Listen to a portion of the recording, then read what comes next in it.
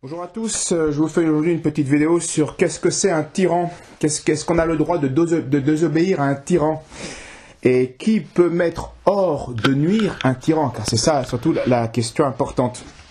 Alors pour répondre à ces questions avec nuance, eh bien quelques notions historiques, théologiques sont importantes et c'est pour ça que j'ai fait un article que vous pouvez télécharger de 9 pages en PDF, que vous pouvez télécharger sur le site de la sapinière.info. Et je vous encourage à le diffuser massivement, car la doctrine catholique est rappelée sur ce sujet important. Je ne fais donc pour les gens qui sont pressés juste un résumé très bref, sans tous les raisonnements, sans toutes les citations d'autorité sur lesquelles je me suis appuyé, et d'ailleurs que j'ai trouvé dans le dictionnaire de théologie catholique, tout simplement. Rapidement, donc à partir du IVe siècle d'Aristote, on considère que le tyran est un mauvais roi parce que, il ne n'agit plus pour le bien général, mais pour son bien particulier. Les pères de l'Église, eux vont considérer que le tyran, c'est celui qui est à la tête de la société, et il exerce son pouvoir non pas pour le bien de la société, mais pour réduire en esclavage ses sujets en les opprimant. Et le pape Saint Grégoire le Grand, au VIe siècle, dira qu'un tyran, c'est un homme qui, dans l'État, est au pouvoir et qui gouverne sans droit ou contre le droit. Donc tout cela nous montre que l'autorité est une œuvre pour le bien commun et qu'elle n'est plus légitime, même si parfois elle peut être encore légale. Alors voyons tout de suite le premier problème.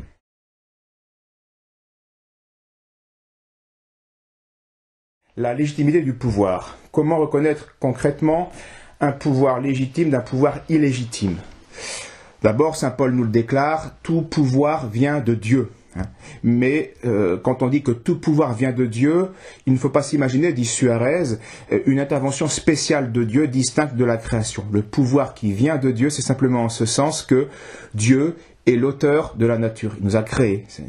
Et donc, la nécessité de la nature, la nécessité du pouvoir vient de la nature sociale de l'homme.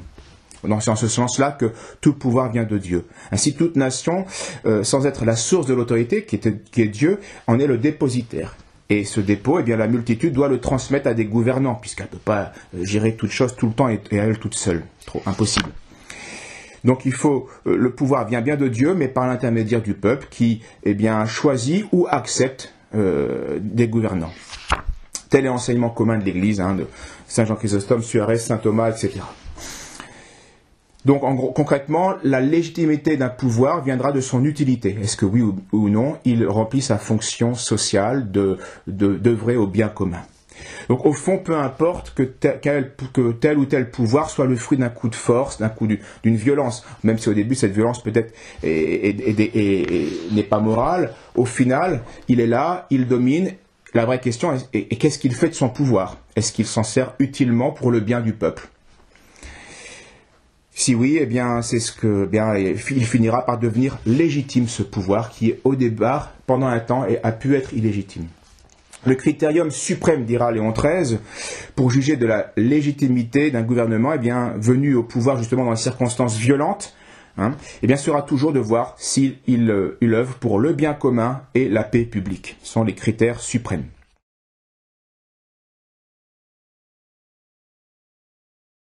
Alors, de même qu'un gouvernement qui est d'abord illégitime peut devenir légitime avec le temps et avec un bon usage de son pouvoir, de même, à contrario, un gouvernement qui était d'abord légitime peut, parce qu'il use mal de son pouvoir, devenir illégitime. Car seul celui qui gouverne en vue du bien commun, a le droit à l'obéissance.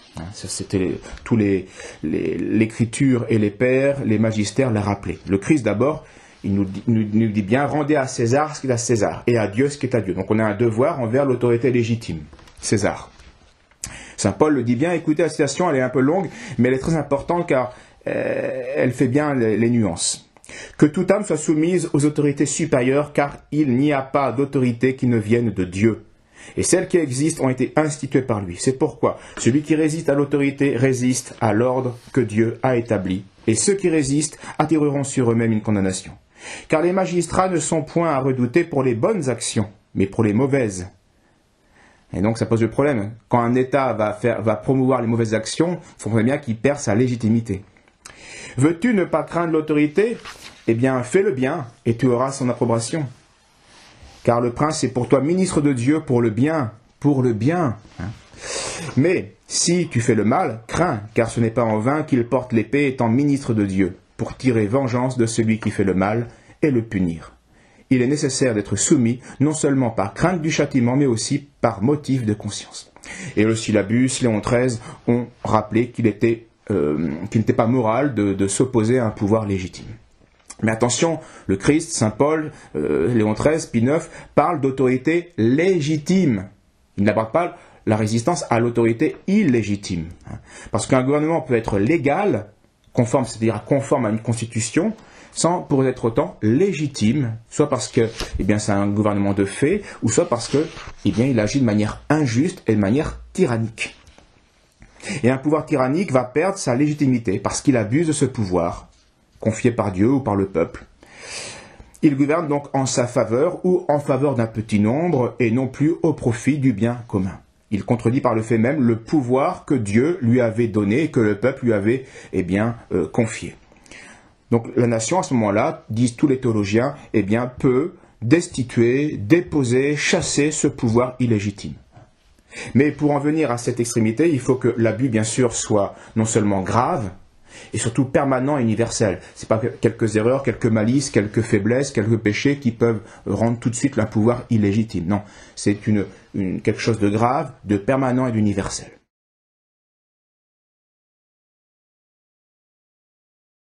Alors que faire concrètement contre un pouvoir illégitime ? Au Moyen-Âge, le droit de révolte était même parfois inscrit dans certaines chartes de la ville, des citoyens, des bourgeois.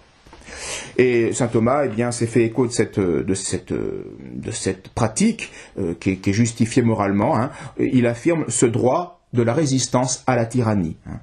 Elle peut, sans être injuste, le peuple, la multitude, peut, sans être injuste, destituer le roi qu'elle a institué, ou réfréner son pouvoir s'il abuse tyranniquement du pouvoir royal. La souveraineté n'est pas quelque chose d'illimité, ce n'est pas un pouvoir illimité. Quand l'autorité excède ses droits et abuse de son autorité, elle indique son rôle de ministre de Dieu pour le bien, puisqu'elle use de sa force pour le mal. Dès lors, l'obéissance cesse d'être un devoir, évidemment. En conséquence, les sujets ont le droit de résister. Mais jusqu'où ? Jusqu'où ? Il y a 4 degrés. D'abord, une résistance passive qui consiste à ne pas obéir aux injonctions tyranniques. Et ceci est toujours permis, disent les moralistes catholiques et même le magistère, Léon XIII le rappelle. Il vaut mieux obéir à Dieu qu'aux hommes, quand les ordres sont injustes. Deuxième degré, c'est la résistance active, mais légale. Donc on va chercher à abroger les décrets qui sont mauvais, les lois qui sont néfastes. Donc pétition, élection, référendum, toutes ces choses-là, campagne de presse et d'opinion. Troisième degré, c'est la résistance active illégale. Donc on va faire un emploi de la force, on va chercher à faire une pression pour ramener au droit les autorités. Donc ça peut être grève générale, ça peut être refus de payer l'impôt, ça peut être sabotage, émigration, désobéissance civique, des choses de ce genre-là. Là aussi, la tradition est unanime. À ce moment-là, on ne résiste pas non à l'autorité, mais à la violence que l'autorité fait en abusant de son pouvoir. On ne résiste pas au droit, mais à l'abus du droit fait par le prince tyrannique. Et ce n'est plus alors à ce moment-là un prince, c'est un agresseur qui est injuste, et on a le droit de résister à son agression. Et puis le quatrième degré, le plus délicat, c'est l'insurrection, comme un droit de légitime défense face à une tyrannie au pouvoir.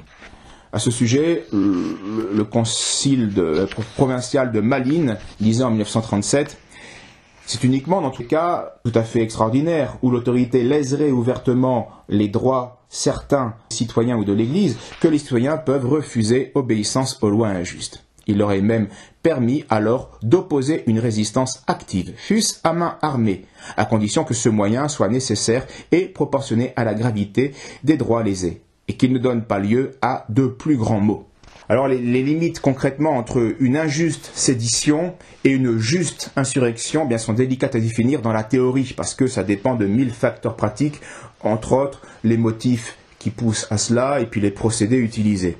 Mais l'histoire a retenu, il n'y a pas que cela, mais quelques justes et sainte insurrection, comme la Sainte Ligue, qui fut un magnifique mouvement national contre la trahison des politiques, qui était favorable aux Huguenots et qui était en train de démanteler, de dépouiller la France catholique au profit de leurs ambitions politiques et au profit de l'hérésie. Il y a aussi bien sûr le soulèvement de la Vendée en 1793 contre l'insurrection, là encore une insurrection légitime contre l'usurpation et l'agression de la Convention. Il y a bien sûr l'insurrection des Cristeros en 1926 contre le pouvoir maçonnique totalitaire, l'insurrection aussi des Irlandais contre la puissante Angleterre en 1920.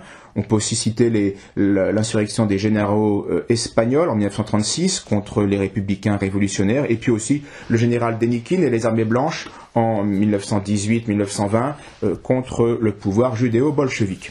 Tout cela, ce sont historiquement des insurrections légitimes. Quand donc la tyrannie est habituelle, mais pas transitoire, grave, mettant en péril les biens essentiels de la nation ou du peuple, quand aussi il y a une certaine évidence générale, en tout cas chez les honnêtes gens, c'est-à-dire chez la partie la plus saine du peuple ou des autorités sociales, pas de possibilité de recours, et puis on a une chance de succès, alors le soulèvement armé n'est plus une sédition, n'est plus un péché. Mais, remarque les théologiens, cette manière de faire, souvent, est délicate parce que parfois elle peut engendrer des maux encore pires que la tyrannie elle-même si ça échoue ou le temps qu'on remporte la victoire. C'est pourquoi de nombreux auteurs pensent qu'il vaut mieux en général, pas toujours, mais en général, supporter l'oppression et recourir à Dieu.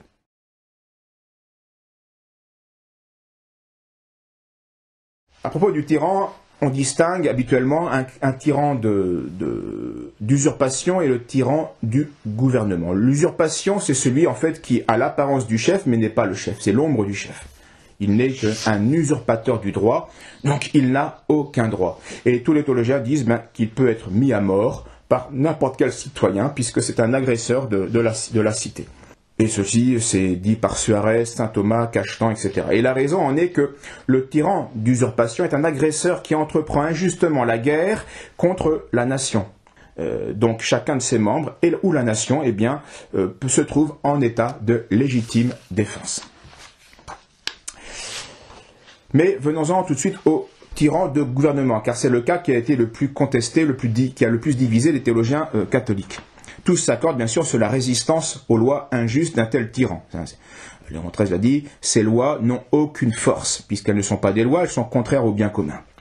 Et Léon XIII rajoute même que si les prescriptions du tyran violaient les devoirs imposés par Dieu lui-même, par la religion, il y aurait obligation de résister, et obéir à ce moment-là serait un crime. Donc parfois l'obéissance peut être un péché, quand on obéit à un tyran qui contredit les ordres de Dieu. Mais les avis divergent jusqu'où peut aller la résistance à l'autorité tyrannique. Les uns disent qu'il faut toujours la supporter avec patience, d'autres disent que l'on peut parfois réagir avec violence. Alors, les avis divergent parce que, à cause des circonstances en général historiques. Au Moyen-Âge, les théologiens faisaient attention surtout à combattre l'absolutisme royal ou les tyrannies locales de certaines villes. Tandis qu'à l'époque moderne, les théologiens ont plutôt fait attention à combattre les tendances et la subversion révolutionnaire. Voilà pourquoi, d'un côté, on avait le souci de poser des limites à l'autorité, en réfrénant son absolutisme. De l'autre côté, on faisait attention à ne pas laisser libre cours aux caprices populaires. Donc deux tendances, deux visions justes, mais qu'il fallait unifier. C'est ça. Et donc ces deux tendances expliquent pourquoi un Bossuet ou un saint Alphonse de Liguori ne sont pas d'accord avec des théologiens du Moyen-Âge, comme Jean de Salisbury ou Jean Gerson. Remarquons aussi que plus la foi catholique disparaissait chez les élites, chez ceux qui gouvernent, plus le corps social était victime d'abus. Et souvent, seul le pouvoir de l'Église était seul capable de mettre un frein au pouvoir illimité de l'État, en rappelant au chef sa fonction sociale et ses devoirs envers Dieu et ses devoirs envers le peuple. Mais depuis que la foi s'est éteinte, depuis que les États ont rejeté la foi chrétienne, l'absolutisme de l'État du Moyen-Âge s'est transformé logiquement en totalitarisme moderne des États.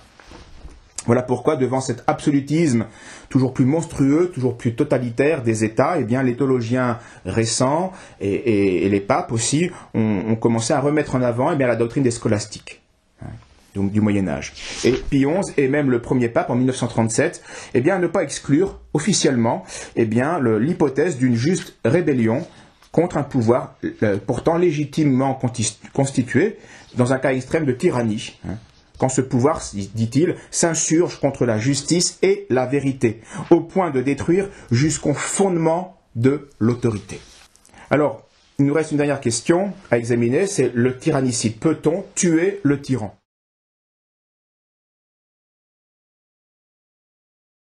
Voici comment saint Thomas s'explique sur ce sujet dans sa somme théologique.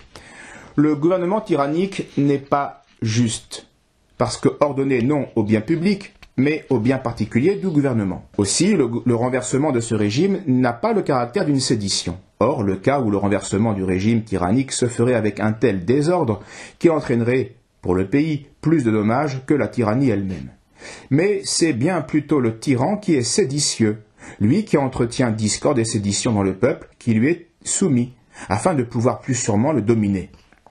Donc notez bien, selon saint Thomas, eh bien, l'agresseur, c'est le tyran, c'est lui le séditieux. Les autres, le peuple, la nation ne fait que se protéger d'un agresseur. Saint Thomas complète sa pensée dans un autre écrit, dans un traité sur le De Regimene Principum, où il va nuancer ce premier propos. S'il n'y a pas d'excès insupportable, il vaut mieux tolérer pour un temps une tyrannie modérée que de faire opposition au tyran et s'engager dans des dangers multiples, plus graves que la tyrannie elle-même. En effet, il peut arriver que les opposants ne puissent prendre le dessus et que par suite de cette provocation, le tyran sévisse avec plus de violence qu'auparavant. Si au contraire quelqu'un réussit à l'emporter sur le tyran, il s'ensuit le plus souvent de très graves dissensions parmi le peuple, soit pendant l'insurrection, soit après l'expulsion du tyran. La multitude se divise en parties à propos de la constitution du nouveau régime. Il arrive aussi que la multitude ayant chassé le tyran grâce à un meneur quelconque, celui-ci reçoive le pouvoir, s'empare de la tyrannie et craignant de souffrir d'un autre, ce que lui-même vient de faire à autrui, écrase ses sujets sous une servitude encore plus lourde que la première.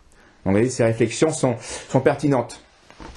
Donc, résumons, la doctrine de saint Thomas peut se résumer en 3 points. D'abord, un simple particulier n'a pas a priori le droit de s'arroger de tuer un tyran, dont le pouvoir était légitime à la base. Ce serait dangereux pour le peuple, pour les chefs, et comme le dit saint Thomas, ce n'est pas toujours les meilleurs qui tentent de pareilles entreprises, et un successeur pourrait être pire que le tyran. S'il existe une autorité supérieure, c'est à elle de pourvoir au problème. Saint Thomas parle à l'époque où il y avait un empire au-dessus des rois, ou l'Église. Mais sinon, eh bien, c'est la nation elle-même qui peut, eh bien, les notables, eh bien, qui ont la confiance du peuple, qui représentent un peu le peuple, eh bien, c'est eux qui peuvent, eh bien, faire destituer le tyran. Et d'après les principes généraux guidant l'exécution des malfaiteurs, les comices, ou les magistrats de la nation, eh bien, auraient le droit, eh bien, d'infliger la peine capitale à un tyran, si cela était nécessaire au bien commun. Donc, on peut tuer un tyran, les magistrats qui, en quelque sorte, eh bien, peuvent suppléer à l'absence de pouvoir, puisque le pouvoir est tyrannique. Saint Robert Bellarmine, un théologien suisse, Caterine, ou Schiffini, un théologien italien, vont dans le même sens. Il y a un droit de légitime défense qui appartient aussi bien aux individus qu'au peuple. Et il est donc faux de réduire la doctrine catholique uniquement à de la patience, au recours à Dieu dans la prière, ou à l'amendement de la vie, de quitter la vie de péché, qui serait comme la seule attitude possible face à un tyran extrême. Donc, bien sûr qu'il faut faire cela, mais il n'y a pas que cela. C'est faux de réduire la doctrine catholique à ces aspects-là. On se trompe, donc, lorsqu'on affirme sans distinction que les moralistes catholiques eh bien, auraient proclamé qu'il n'est jamais permis de mettre à mort un tyran. C'est faux. On peut mettre à mort un tyran selon la doctrine catholique. Un simple citoyen même pourrait le faire dans des conditions très spéciales comme nous allons le voir. À ce moment-là, il tue son agresseur. Et il peut le faire quand c'est nécessaire pour la sauvegarde de sa propre vie et de ses intérêts majeurs, vitaux. Et donc il a échappé à beaucoup de théologiens qui étaient opposés au tyrannicide ils étaient hypnotisés par un principe qui est vrai, mais qui était limité, qu'un inférieur ne peut pas juger son supérieur. Le problème, c'est que, est-ce qu'un tyran extrême est vraiment le supérieur de tel citoyen? Tout est là. Et non, puisqu'il perce sa légitimité. Et au XXe siècle, il n'y a qu'un dominicain, Merkelbach, qui a été fidèle à la tradition scolastique à propos du tyrannicide. Il rappelle d'abord qu'a priori, il n'est pas permis de mettre à mort un prince qui est légitime et qui gouverne tyranniquement en opprimant le peuple. Ça, c'est le principe de base, a priori, c'est le plus fréquent. Mais il y a deux exceptions, dit ce moraliste. Deux exceptions. Soit parce que le peuple, en établissant le roi, s'est réservé le droit de le juger, comme au Moyen-Âge dans certaines villes. Ou, deuxième exception, soit que le peuple, ou le citoyen, agisse dans une défense nécessaire contre une actuelle et injuste agression. Actuelle et injuste agression. À ce moment-là, eh bien, l'usurpateur, enfin pas l'usurpateur, le tyran, eh bien, peut être mis hors d'état de nuire par un citoyen.